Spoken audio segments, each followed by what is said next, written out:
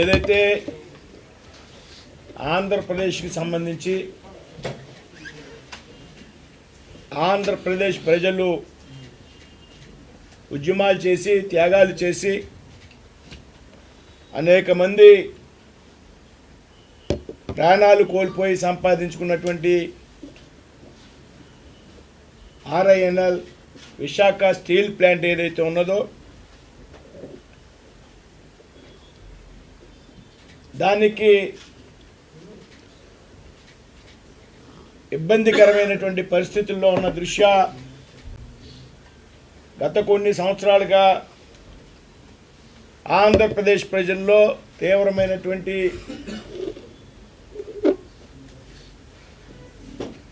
బాధపడేటువంటి పరిస్థితి ఉన్నది.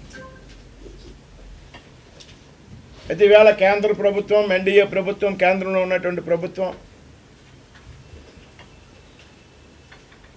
దాదాపు 11,440 కోట్ల రూపాయలు ప్యాకేజీ కేటాయించడాన్ని ఆంధ్రప్రదేశ్ ప్రజలు పెద్ద ఎత్తున స్వాగతిస్తూ ఉన్నారు.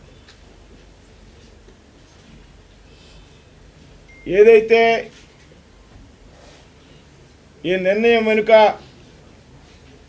ఆంధ్రప్రదేశ్ ప్రజల యొక్క మనోగతాన్ని అర్థం చేసుకున్నటువంటి ప్రీతమ ప్రధాని నరేంద్ర మోడీ గారు, అదేవిధంగా ఆర్థిక శాఖ మంత్రి శ్రీమతి నిర్మలా సీతారామన్ గారు, కేంద్ర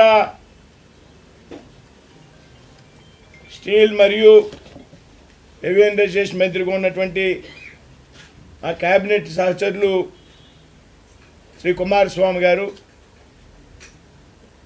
ఆంధ్రప్రదేశ్ ముఖ్యమంత్రి శ్రీ చంద్రబాబు నాయుడు గారి కృషి కారణంగా ఇది సాధ్యమైంది అనేటువంటి విషయాన్ని తెలియజేస్తూ ఉన్నా. ఏదైతే నిన్న జరిగినటువంటి ప్రధానమంత్రి అధ్యక్షతన జరిగినటువంటి క్యాబినెట్ కమిటీ అండ్ ఎకనామిక్ అఫైర్స్లో ఈ నిర్ణయం తీసుకోవడం జరిగింది. ఏదైతే విశాఖ ఉక్కు పూర్తి సామర్థ్యం ఏదైతే ఉందో 7.3 మిలియన్ల సామర్థ్యాన్ని ఉత్పత్తి చేయడానికి ఈ ప్యాకేజీ ఉపయోగపడుతుంది అనేటువంటి విషయంలో ఎటువంటి అనుమానం కూడా లేదు. ఏదైతే గత ఎన్నికల్లో ఆంధ్రప్రదేశ్కి ఇచ్చినటువంటి హామీ ఏదైతే ఉన్నదో దాన్ని పూర్తిగా అమలు చేసినటువంటి ప్రభుత్వం ఎన్డీఏ ప్రభుత్వం.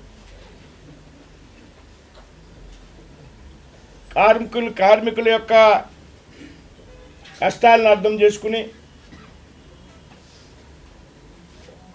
వారి కుటుంబాలకు ఏమాత్రం కూడా ఇబ్బంది కలగకూడదు, పూర్తి స్థాయిలో భద్రత కల్పించాలనేటువంటి ఒక ఆలోచనతో ముందు విశాఖ స్టీల్ ప్లాంట్ని మరింత సమర్థమైనటువంటి ప్లాంట్గా ముందుకు నడిపించాలనేటువంటి ఆలోచనతో కేంద్ర ప్రభుత్వం నిర్ణయం తీసుకోవడం జరిగింది. వాస్తవానికి ఏదైతే ఆర్ఐఎన్ఎల్ ఉన్నదో దేశంలోనే అత్యున్నతమైనటువంటి స్టీల్ ప్లాంట్గా మనం అందరూ కూడా భావించవచ్చు. అయితే అనేక కారణాల వల్ల తీవ్ర ఇబ్బందుల్లో ఉన్నటువంటి పరిస్థితి మనందరికీ కూడా తెలుసు. అయితే ఈ పరిస్థితుల్లో స్టీల్ మంత్రిగా ఉన్నటువంటి కుమారస్వామి గారు స్టీల్ మంత్రిగా బాధ్యతలు స్వీకరించిన నాటి నుండి కూడా ఈ 6 నెలలు 7 నెలల కాలంలో స్టీల్ ప్లాంట్కి సంబంధించి ప్రతిరోజు కూడా ఒక రివ్యూ మీటింగ్ తీసుకున్నటువంటి పరిస్థితి మనంతా కూడా అర్థం చేసుకోవాలి. ఏదేమైనా కానీ ఈ ప్లాంట్ని అప్పులు ఊబులోంచి బయటకు తీసుకురావాలా, లాభాల బాటలోకి తీసుకువెళ్ళాలనేటువంటి ఒక ఏకైక ఆలోచనతో కుమారస్వామి గారు పనిచేయడం జరిగింది. అంతేకాదు గత 7-8 సంవత్సరాలుగా ఏ స్టీల్ శాఖ మంత్రి కూడా విశాఖ ప్లాంట్ని సందర్శించినటువంటి సందర్భం లేదు. అటువంటి పరిస్థితుల్లో కుమారస్వామి గారు చొరవ తీసుకుని ఆయనతో పాటు 2 రోజుల పర్యటనలో నేను కూడా స్టీల్ ప్లాంట్లో ఉన్నా. ప్రతి ఒక్క యూనిట్ను కూడా సందర్శించి ఉద్యోగ సంఘాలతో చర్చలు జరిపి, కార్మిక సంఘాలతో, ఉద్యోగస్తులతో, ఉన్నతాధికారులతో చర్చలు జరిపి దీన్ని ఏమైనా సరే ఈ ప్లాంట్ని మనం ముందుకు తీసుకువెళ్ళాలనేటువంటి ఒక ఆలోచన చేసి ప్రధానమంత్రి గారికి కానీ అదేవిధంగా నిర్మలా సీతారామన్ గారికి పూర్తిగా వివరాలు తెలియజేసినటువంటి వ్యక్తి కుమారస్వామి గారు. ముఖ్యంగా ఈ విషయంలో ఆర్థిక మంత్రి నిర్మలా సీతారామన్ గారు, ఆంధ్రప్రదేశ్ ముఖ్యమంత్రి చంద్రబాబు నాయుడు గారు కీలకమైనటువంటి పాత్ర పోషించారనేటువంటి విషయం కూడా నేను ఈ సందర్భంగా చెప్తాను. దాదాపు ఈ 6 నెలల కాలంలో 6 పర్యాయాలు స్టీల్ ప్లాంట్ విషయంలో ఈ బృందం చర్చలు జరపడం జరిగింది. చాలా సందర్భాల్లో నేను కూడా ఆ సమావేశాల్లో ఉన్నా.